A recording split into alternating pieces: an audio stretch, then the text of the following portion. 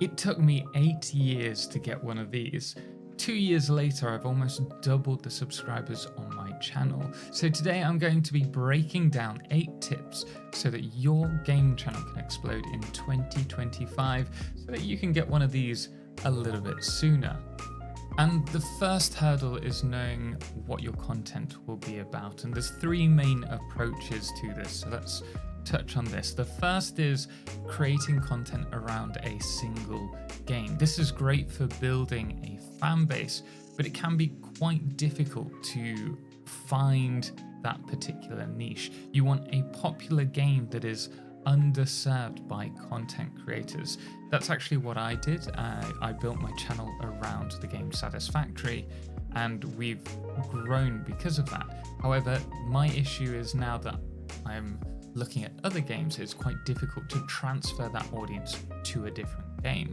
This is where the second approach comes in, and this is about building your channel around a genre of games like survival, horror. This can be great long term because once you have an audience, you can transfer it to different games. However, it can be really difficult to grow a community initially because you're jumping between the different games. This is a great long-term strategy if you're able to pull viewers to different games. And it really comes down to your USP, your unique selling point. Are you a grand builder, or do you do permadeath runs? What is it that's unique to you? And this is even more applicable with the third approach, which is basing your content around a given theme. No doubt you've noticed channels like Let's Game It Out, Spiffing Brit and Real Civil Engineer, and how they always seem to get views regardless of the games that they're playing. Well, this comes down to their channel's theme. Let's Game It Out is about hilarious, crazy ways to break the game so that each video is an adventure in itself regardless of the game that they're playing. The Spiffing Brit focuses on finding game-breaking bugs and showcasing how perfectly balanced the game is with their own witty twist. And then you have Real Civil Engineer, who combines civil engineering with games, building super efficient designs whilst keeping everyone laughing. Having a cool theme like these creators keeps viewers engaged and actually makes viewers want to share it because it's something so different. But you have to have your own unique selling point. You can't just be the next Let's Game It Out. And even then, having all of that won't help you if you haven't got the rest of the things for your channel nailed down. And this is where the 3 E's come in. These relate to the form of content that you produce. So we have entertaining content. These are things like your fun, hilarious Let's Plays or your challenge runs or speed runs. You also have your educational content, such as guides or walkthroughs for games. And then you have your exposure-based content. This is content around game releases or game news that is time-based. Each one of these has a huge potential to spike your viewership if you get it right. But they each come with their own challenges as well. So entertaining content can be really difficult to get out to a wider audience base until you have a dedicated audience watching your videos. Educational video can be difficult to build a loyal audience which will transfer to different games because they're specific to one game. And then you have the exposure-based content, which is all time-based, that's chasing trends. So if there's no news, there's no views.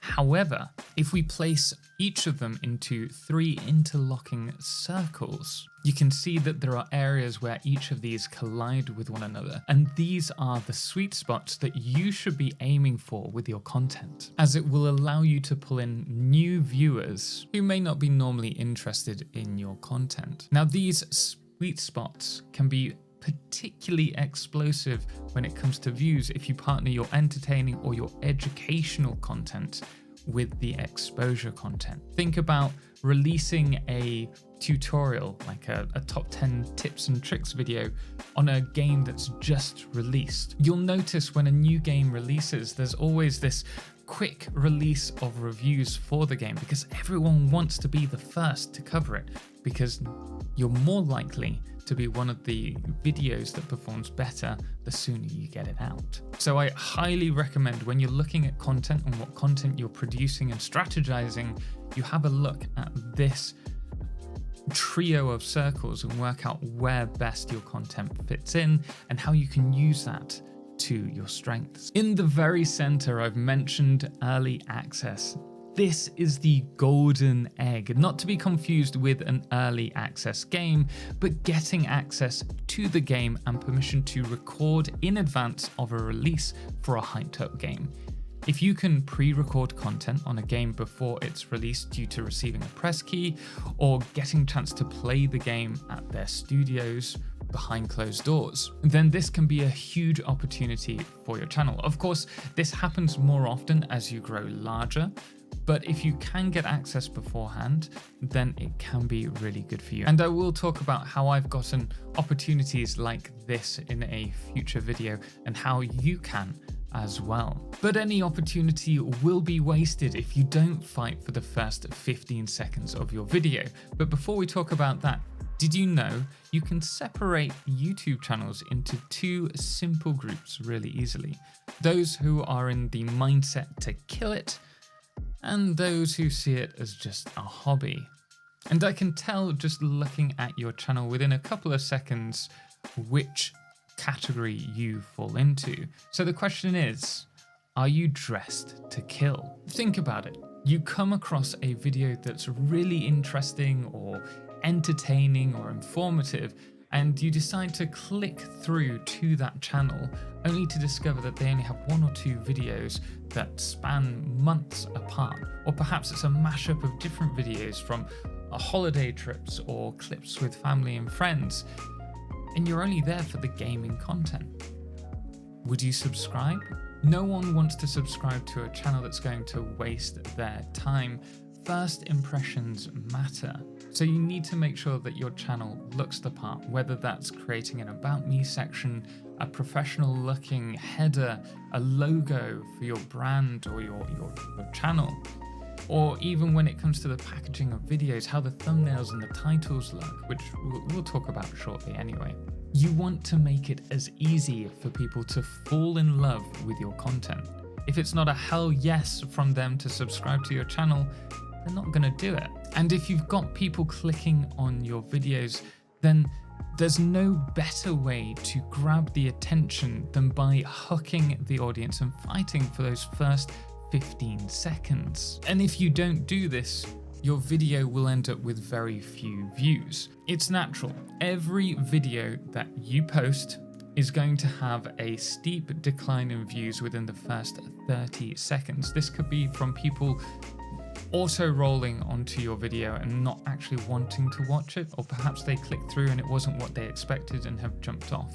But you'll notice in the statistics in your engagement tab that probably 30 to 40% of your audience drop off within the first 30 seconds. For me, 25% of the audience are already gone by the 15-second mark, which is why we're going to fight tooth and nail for every second. After all, often the smallest change to a YouTube video can have the biggest impact because it will allow YouTube to push it to a larger audience if it's performing well. So we need to make the openings of our videos as engaging as possible. And to fight this, we have two real tools. The first weapon in our arsenal would be to make good on the promise of our video. Now, the promise of the video is what the title and the thumbnail say you're promising from the video if someone watches it.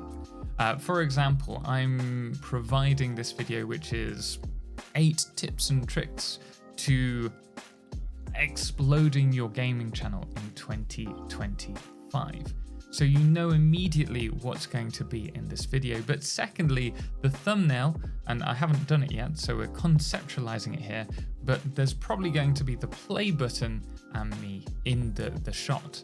And I open up the video with the play button and myself talking about how 8 tips will help explode your gaming channel in 2025. That is making good on the promise of the video. The second tool that we have is the hook. You need to give the audience a reason to stay and watch longer.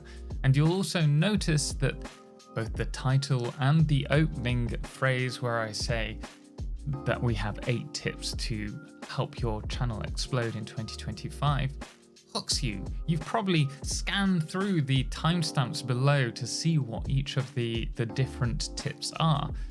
And Mr. Beast is incredibly good at doing this. You'll notice that within the first 5 seconds of the majority of his videos, he's made good on the promise of the video and then hooks the audience in more. You want to be doing something like this. You don't have to take on the exact same approach, but make good on the promise and then hook the audience in. Better yet, after making good on the promise of a hook, he'll then re-hook the audience again, or failing that, he'll finish the video.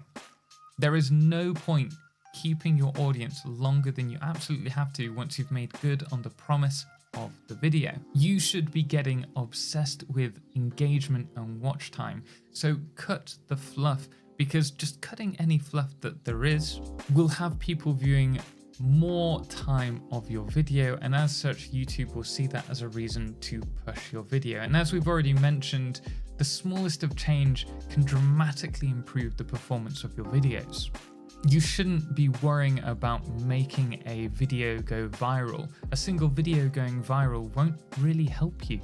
Instead, focus on the small changes and improving your content step by step so that you get a constant flux of views. And I promise you doing that will allow you to reap the rewards. Returning to the subject of the promise of the video, we need to talk about the title and thumbnail. Now, we can't go in depth at the moment about thumbnails and titles because there's so much information to take in. So we will come back to this in a later video, but what I will say is you need to be aware as to what your package is presenting to the prospective viewer. Your thumbnail is what's going to grab the attention. First of all, it has to stand out from all the other videos that are on the site, or all the other thumbnails. And from there, it needs to intrigue the viewer. It needs to provoke a sense of curiosity from them. Now, at this point, they'll probably check out the title of your video rather than clicking straight through, and the title needs to align with the thumbnail. It's this that is going to emotionally engage the viewer and hopefully seal the deal by getting the viewer to click through and watch the video. But what you should be doing is studying creators that inspire you and try to break down from the title and the thumbnail why that video might have got all those clicks. And now that you've got a good direction for your videos, we need to get the fire lit. And from there, build a bonfire. I actually got this from Dane Walker, who wrote an incredible book called The 90-Day Business Plan, and I highly recommend everyone check that out. But it's still applicable in our circumstance. So to kind of summarize, every piece of content that we create acts as fuel for our fire, which in this case is our channel. If you release a video, you light a match, and in order for that spark to turn into a fire, you need to feed it regularly with fuel, and this is where a schedule comes in. And yes, there are channels that get millions of views and maybe only releases a video once every 6 months or once every couple of months or just randomly, but that's the exception, not the rule. And this channel is all about how you can build your own gaming channel. And you're going to be doing that through discipline and determination and the information that you learn from people like me. We're not looking at exceptions. So set up a schedule and stick to it. I don't care if it's one video a week, maybe it's every Saturday or twice a week, every Monday and Wednesday. Whatever works for you, but make a choice and stick to that schedule. This gives YouTube a signal that you are pushing the channel and worth pushing. And more importantly, for all of these videos that you're going to be producing, you're gaining experience and you're getting valuable insights in terms of stats and analytics for your channel so that you can improve your content as well. Now you have a schedule, you have that fire lit, and that fire is going to keep burning because you're feeding it every week with the same fuel. However, at this point, we want to turn that into a bonfire. We want this to grow. And how can we do that? Well, by feeding it more fuel. And this is where all the different types of content come in.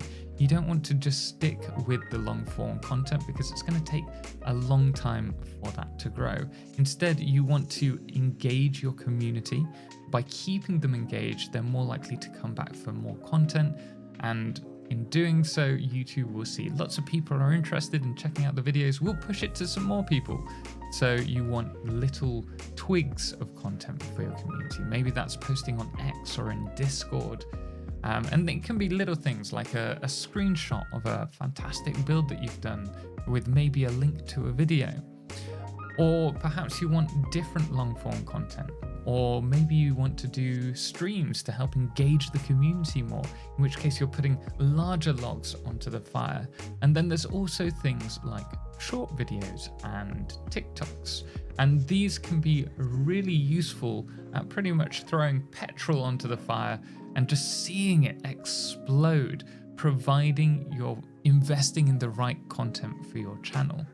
These have a huge amount of potential if used strategically, and I will be talking about them more, but you should be thinking about how you can implement shorts into your regular content as well.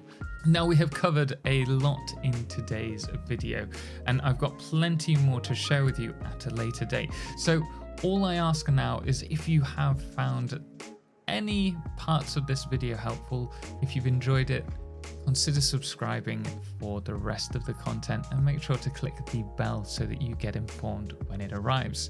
But guys, thank you so much for watching, and I'll see you next time.